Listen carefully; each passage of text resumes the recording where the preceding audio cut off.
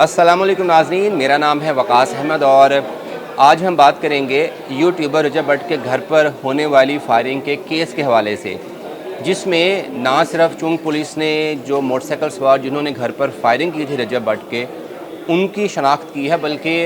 इस केस से जुड़े तमाम उन अफराद को जिन्होंने मुल्ज़मान को भेजा, जिन्होंने लाहौर में मुल्ज़मान की सहूलतकारी की, उन सब को आइडेंटिफाई कर लिया है। कुछ लोग पकड़े भी गए हैं और बाकी लोगों के घरों पर छापों का सिलसिला भी जारी है। तो सबसे पहले हम बात शुरू करते हैं 17 तारीख को, जब दो मोटरसाइकिल सवार अफराद ने रजब भट्ट के घर पार्क व्यू में फायरिंग की थी। जब ये फायरिंग हुई थी तो रजब भट्ट और इसकी फैमिली घर पे मौजूद नहीं थी। गेट पे एक फायर लगा था और एक दीवार पे फायर लगा था और इसका मुकदमा रजब भट्ट के मुलाजम की मदयत में पुलिस स्टेशन चौंक में दर्ज किया गया। तो पुलिस ने इस फायरिंग की जब तहकीकात का आगाज़ किया तो घर से शुरू हुए और जो सीसीटीवी फुटेज थी बाहर सोसाइटी के गेट तक, वहाँ तक रूट को चेक किया। तो पुलिस ने उस मोटरसाइकिल सवारों को आइडेंटिफाई करने की कोशिश की, लेकिन नहीं हो सकी क्योंकि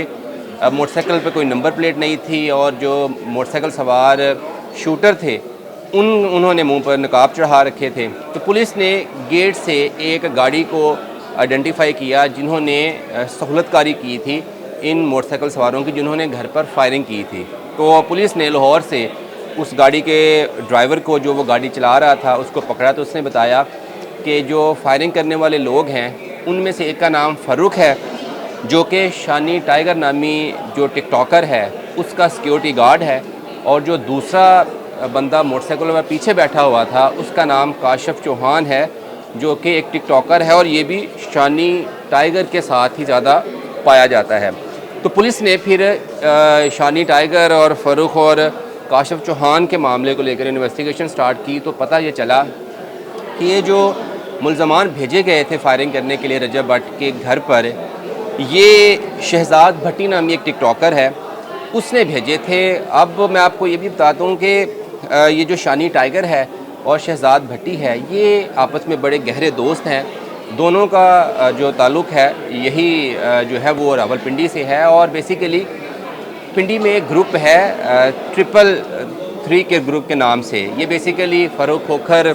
और शहजाद भट्टी और शानी टाइगर जो हैं, ये तीनों टिकटॉक स्टार, ये एक ही ग्रुप, उसी ग्रुप का हिस्सा हैं। तीनों बड़े अच्छे दोस्त भी हैं। और ये शानी टाइगर वही है जिनका पिछले दिनों बड़ा चर्चा हुआ था जब फ़ारूक खोखर ने इसकी शादी पर बड़े महंगे जो है वो गिफ्ट दिए थे और बड़े पैसे निशावर किए थे। अब ये कहानी शुरू होती है शहजाद भट्टी की और रजब भट्ट की होने वाली ऑनलाइन जो धमकियां थी वहाँ से। तो आपको याद होगा कि पहले भी जो शहजाद भट्टी टिकटॉकर है, इसने रजब भट्ट को जो है वो धमकियां दी थी कि आप जो नाज़ेबा अल्फाज का इस्तेमाल करते हैं कुछ इस्लाम की अहम शख्सियात के बारे में, वो आप ना करें वरना आपको संगीन नताइज भुगतना पड़ेंगे। तो 17 तारीख को भी जब उसने शहजाद भट्टी ने मुल्ज़मान भेजे घर पर फायरिंग के लिए, तो उसकी सहूलतकारी शुरू होती है पिंडी से, शानी टाइगर से। और पुलिस को ये कभी उम्मीद है कि फ़ारूक खोखर को भी इस सारी मामलात का पता था। तो बेसिकली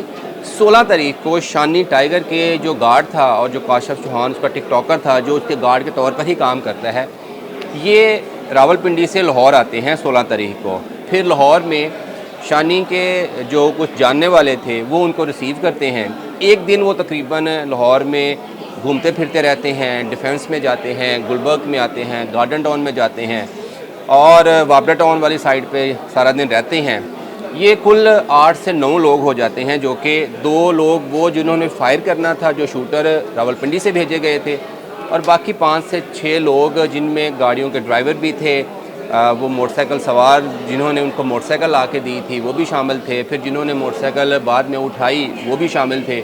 फिर जो ड्राइवर बदले गए वो भी लोग शामिल थे। तो कुल 7, 8 या 9 लोग थे जिन्होंने ये सारे ड्रामे में हिस्सा लिया। फिर होता ये है कि जब फायरिंग के लिए जो शानी टाइगर था उसके एक अजीज़ की गाड़ी का इस्तेमाल किया जाता है और वो उनको गाड़ी में बिठाकर पार्क व्यू टूलो ब्लॉक में ले जाता है। तो घर से थोड़े फासले पर जो है वो गाड़ी से निकलते हैं जो जिन्होंने फ़ायर किया, फ़ारूक और जो कि सिक्योरिटी गार्ड है शानी टाइगर का, और काशिफ चौहान टिकटॉकर जो कि शानी टाइगर का ही बंदा है। ये दोनों निकलते हैं तो वहाँ पर एक तीसरा बंदा आता है जो कि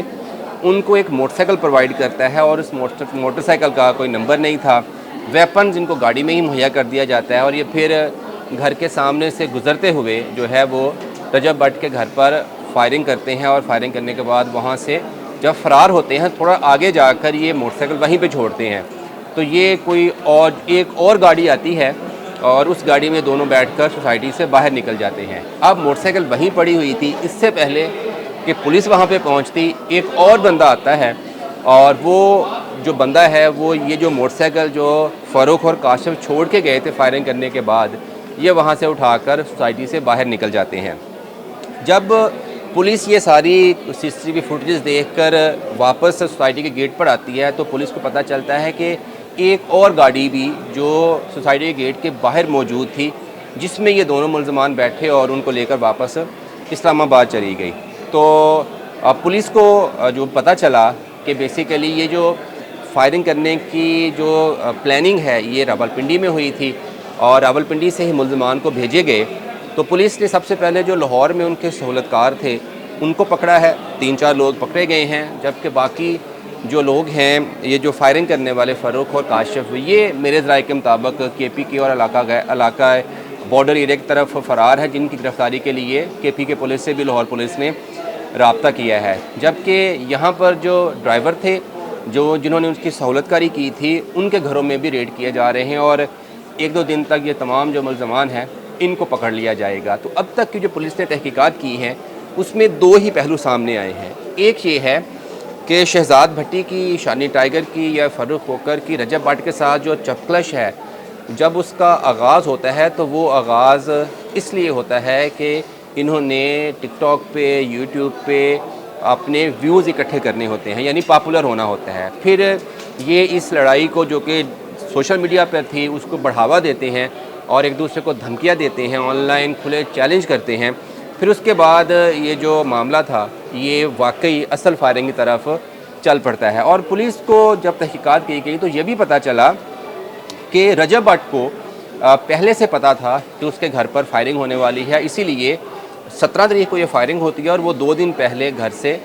जो है वो अपनी फैमिली को लेकर फैमिली को कहीं और भेज देता है और ख़ुद जो है वो मुल्क से बाहर चला जाता है। तो अब पुलिस का कहना है कि वो इस केस से जुड़े बाकी लोगों की गिरफ़्तारी की कोशिश करेंगे और जब ये सारे लोग गिरफ़्तार हो जाएंगे तो मज़ीद हक़ाइक़ सामने आएंगे कि ये इन लोगों के क्या ऑब्जेक्टिव्स थे और कौन कौन से लोग इनको मज़ीद सहूलतकारी करने में इनका साथ दे रहे थे।